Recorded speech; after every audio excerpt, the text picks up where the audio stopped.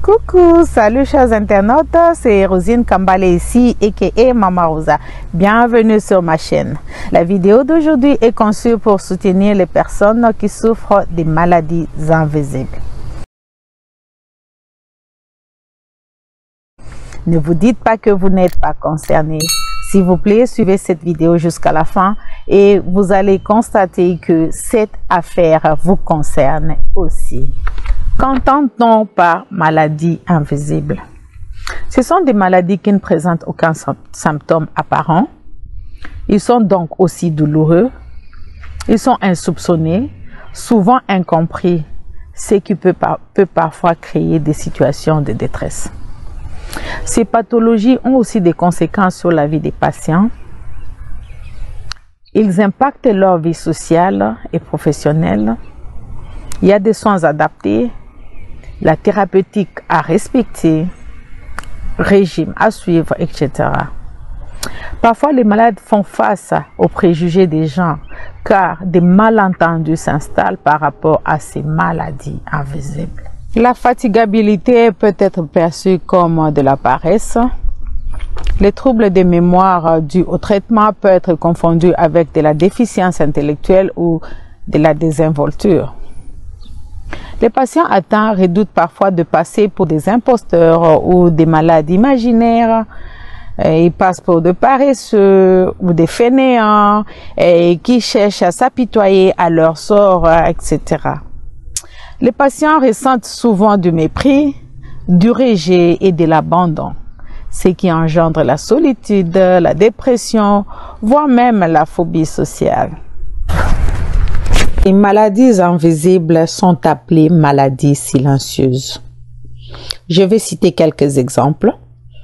Diabète, maladie de Parkinson, hépatite, taux élevé de cholestérol, ostéoporose, hypertension artérielle, sida, cancer, maladie cardiovasculaire, maladie rénale, hyperthyroïdie, hypothyroïdie, douleurs chroniques, endométriose, pancréatite, hypertension pulmonaire, syndrome de fatigue chronique, épilepsie, anxiété, dépression, insuffisance rénale ou toute autre maladie auto-immune qu'on ne voit pas. Bien que ces maladies sont invisibles, elles se sentent. Elles sont là, elles attaquent, elles rongent. Elles sont silencieuses.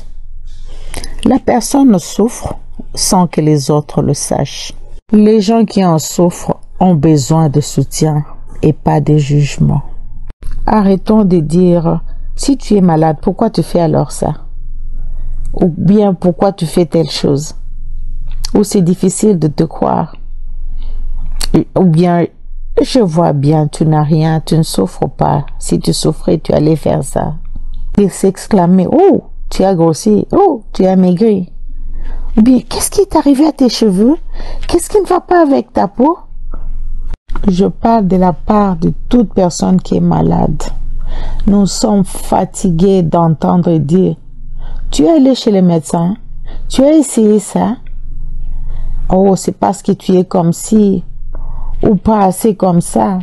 Oui, nous avons tout essayé et nous continuons à essayer. Peut-être je souffre d'une maladie chronique qui est là et que je prends le traitement, je me soigne. Tu ne sais pas. Personne ne sait ce qui se passe dans la vie de l'autre. Je vais vous donner par exemple un exemple d'une personne qui souffre de la maladie de diabète.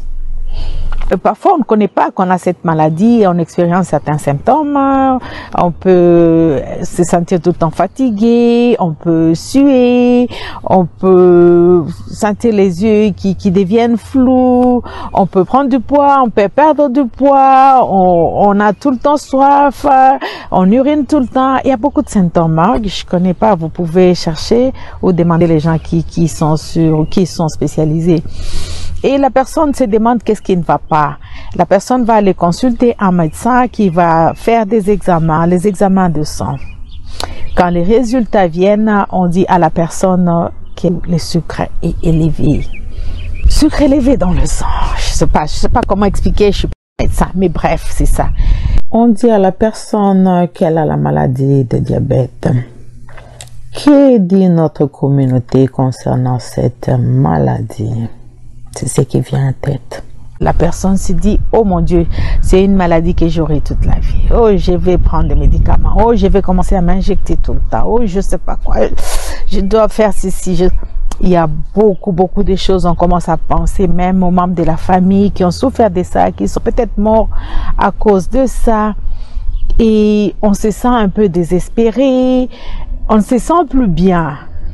Et puis, il y a un autre sentiment, on se demande qu'est-ce qu'on va faire, comment on va vivre avec ça, qu'est-ce qu'il faut, à qui dire, et tout de suite. Il y a aussi un sentiment, les gens vont me juger, qu'est-ce que les gens vont penser, on va me demander d'arrêter de manger, on va me demander d'arrêter ceci, cela. Tout ça, ce sont des questions. Alors, quand la personne là commence à se poser des questions, il y a aussi la communauté qui est là. Oh, pourquoi tu as pris beaucoup de poids? Pourquoi tu es ceci? Il n'y a que la personne qui connaît. La personne elle-même sait de quoi elle souffre. Vous savez, on a tendance de croire que les gens qui souffrent de la maladie de diabète sont souvent des obèses ou sont toujours des obèses. Non, pas nécessairement. Il y a des gens qui ne sont pas des obèses qui ont cette maladie. Il y a par exemple le diabète de type 1 qu'un enfant peut avoir, c'est héréditaire et qu'on sort. Et la personne est sous traitement toute la vie, etc. Alors, soyons compatissants, aimons-nous les uns les autres parce que nous ne savons pas, peut-être... La personne souffre, peut-être la personne s'injecte, la personne a vraiment beaucoup de situations, mais vous commencez à la juger. Et si la personne a pris du poids, on l'appelle Toubi, on l'appelle tout ce qu'on peut appeler et tout et tout. Et quand la personne est tout le temps fatiguée, elle est paresseuse, elle ne veut pas travailler. Vous allez à la montagne avec la personne n'arrive pas à monter, vous la jugez, c'est parce qu'elle ne marche pas, parce que... Moi, je crois que la moindre chose il faut soutenir les gens qui sont malades. Si vous connaissez quelqu'un qui est malade ou quelqu'un qui présente des symptômes, il faut d'abord montrer de l'amour, de l'empathie à la personne aussi, montrer que vous êtes là, vous êtes prêt à aider au lieu de commencer à poser beaucoup de questions et qui vont peut-être embarrasser la personne. Vous priez aussi pour la personne, vous essayez de soutenir tant que vous savez. Si vous avez une information qui peut aider la personne, vous aidez. Aujourd'hui, je suis venue juste pour vous dire que ça n'arrive pas qu'aux autres, ça peut aussi vous arriver. Si vous n'avez pas cette maladie-là, vous pouvez avoir l'autre maladie. Nous avons donné une liste de maladies, sachant que ici dans le monde, nous devons nous soutenir. Je ne suis pas venue pour appeler la maladie ou le sort sur votre vie, le mauvais sort sur votre vie.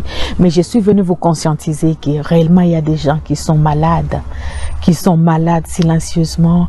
Alors, voyons toujours ce qu'on va dire aux gens. Si tu as vu quelqu'un qui a perdu du poids, ne te précipite pas à dire à la personne, et tu as perdu du poids, qu'est-ce qui ne va pas? Au dit, hein? Non. Si on voit quelqu'un qui a pris du poids, c'est, oui, mon nène, hein, tu as pris du poids, non. Quelqu'un dont la peau a changé, ne dites pas à la personne, qu'est-ce qui arrive? On t'a jeté les choses. Est-ce que tu as... On est devenu de ça. La moindre chose, c'est d'encourager la personne. Priez avec la personne. Demandez à la personne de demander de l'aide. S'il vous plaît, stoppez. Peut-être vous n'êtes pas encore tombé malade. C'est pour cela que vous ne savez pas comment ça fait mal. Merci beaucoup de nous avoir suivis. Comme vous avez vu, on a fait cette vidéo au parc, un parc de la municipalité qui est à côté de chez nous. Il fait beau. Et vous savez, la bonne santé, ce n'est pas seulement l'absence des maladies. Il y a beaucoup de facteurs qui font que la personne soit en bonne santé. Merci beaucoup. Que Dieu vous bénisse. Et n'oubliez pas de vous abonner sur cette chaîne. Surtout aimer. Je vous demanderai d'aimer tout le temps mes vidéos. Quand on aime les vidéos, la vidéo est aussi recommandée par YouTube. Maman Rosa vous aime beaucoup. Elle prend soin de vous. Et restez connectés parce que j'ai beaucoup beaucoup de vidéos que je vais vous montrer. Aujourd'hui, je suis dehors ici. Vous savez pas là où je serai dans une semaine, dans 2 semaines. Comme je poste continuellement, restez connectés et vous allez voir. Merci ma fille Babette pour l'inspiration. Merci Bachou, ma chérie, ma fille, ma filleule avec ton mari Chita, Christian. Merci à tous, que Dieu vous bénisse. Bye.